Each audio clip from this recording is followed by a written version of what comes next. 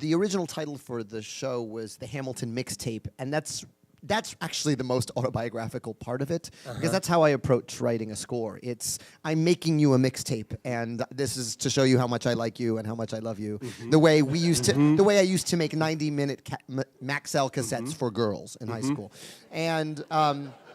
But it's the same process. I mean, I worked really hard on those mixes, and it's the same process of building a score. You're going to rise, and you're going to fall, and you're going to slow it down, and you're going to speed it up, and all of the lyrics have secret meanings to you that you are trying to transmit to the person you are giving it to.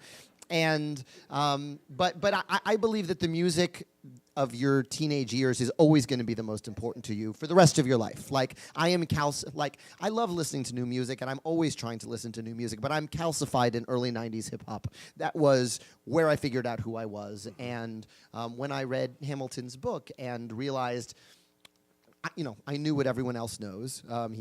He's on the 10 and he died in a duel. But when I realized he really wrote his way into every circumstance and wrote his way to power, and then also blew up his life through his writing, the Reynolds pamphlet, the Adams pamphlet, it felt like a story only hip-hop could tell. I think you really nailed it by saying that we're calcified that way in the music period that was, well, in our formative years. For me, it was late 1940s through the early 50s. In a way, my family, working class, there was no habit of reading in the house, so it was really music. And the music we're on 78s, and it had a lot of swing and some jazz, but popular music at the time, the American songbook, as they say. But the key music for me was the sound of string instruments and Django Reinhardt and the Hot Club of France.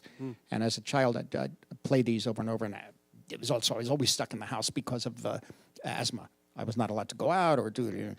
So I was in the house, play these records over, and I always thought it was one instrument, and all these images would come to mind. And so that stayed with me over the years, and I became partial to guitars and any kind of string instrument, from whether it's Andres Segovia to Ravi Shankar.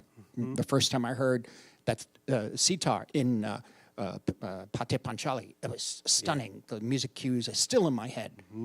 There's one, I was on TCM the other night, and they wake up Apu, and she says, "Come on, wake up," and he has a blanket over him, and you hear the sitar beginning, and then she opens up a little hole, and you see his eye there, and then an eye opens, and so,